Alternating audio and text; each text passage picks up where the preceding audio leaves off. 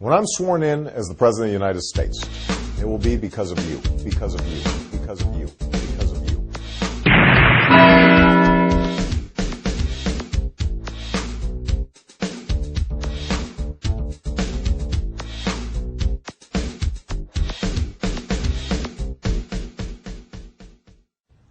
Today, I'm pleased to announce the creation of Organizing for America, the organization that will build on the movement you started during the campaign.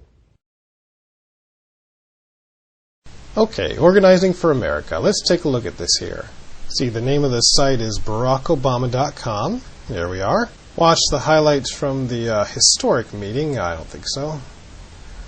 Okay, this is the About page for the website, and it says that it's a successor organization for Obama for America. According to a Rolling Stones article from February 2010, Organizing for America is basically Obama for America rolled into the DNC. They claim to have paid staff in all 50 states, and it is said to be Obama's re-election campaign. The site claims that the communications on it are not authorized by any candidate or candidates committee. And technically that is true, because Obama is not a candidate anymore. But one thing about the site is clear.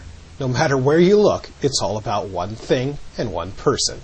Here Obama, there Obama, everywhere Obama, Obama.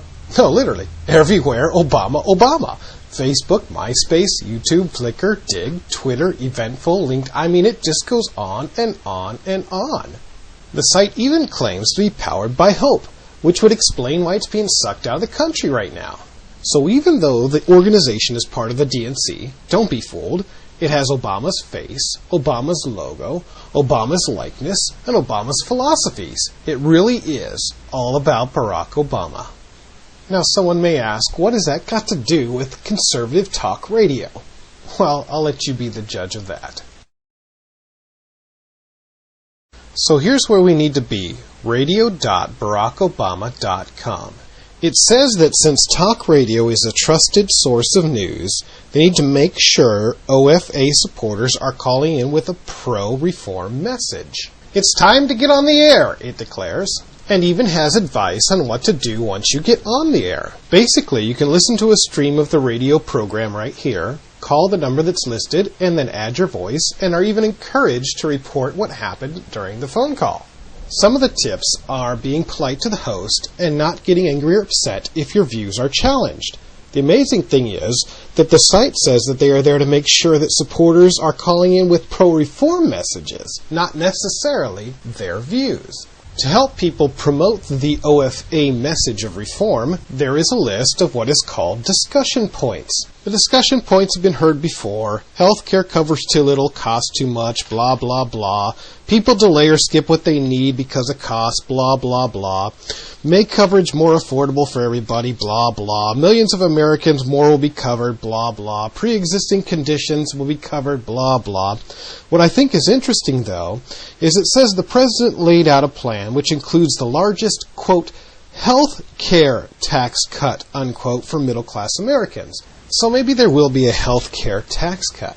But that does not necessarily mean that there will not be a tax increase on things that are not considered to be health care. The list of talk show hosts includes people whom you'd expect to see: Rush Limbaugh, Sean Hannity, Glenn Beck, Neil Bortz, Laura Ingraham, Fred Thompson, just to name a few. There are even a few liberal talk shows listed for people who want to get their feet wet, preach to the choir, or are afraid of having their views challenged. I think what amuses me the most are the shows that you see that show up here that you would not necessarily think of seeing. Shows like Light of the Word, Focus on the Family, Insight for Living. I guess someone needs to teach those bitter Christians something about healthcare. My two personal favorite, though, have to be Through the Bible and Mission Network News. Through the Bible is a 30-minute radio program whose goal is to take the listener through both the Old and New Testaments over 5 years. Well, I'm sure national health care is in the Bible somewhere, isn't it? I mean, wasn't that one of the 10 Commandments, thou shalt have health care? I know. It was in the Sermon on the Mount that Jesus said, happy is the man that haveth health care. I think, anyway. Mission Network News is exactly what it sounds.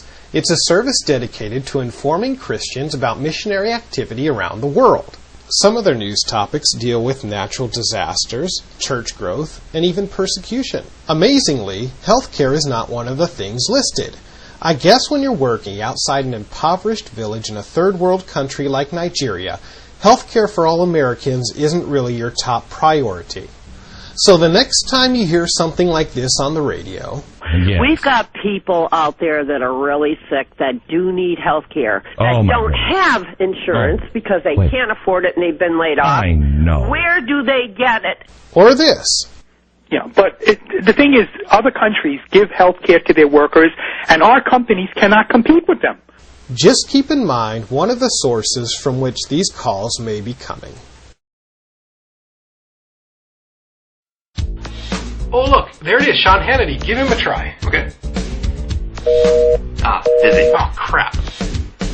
Oh, look, there's Glenn Beck. Yeah. I know you can get through on him. Yeah.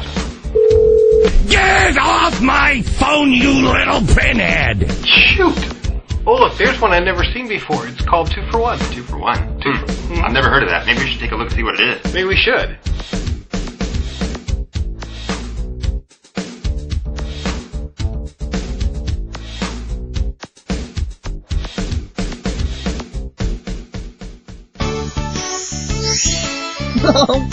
Oh boy!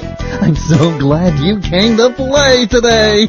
We can play games, watch videos, have lots of fun with music, or spend time with your dino friends.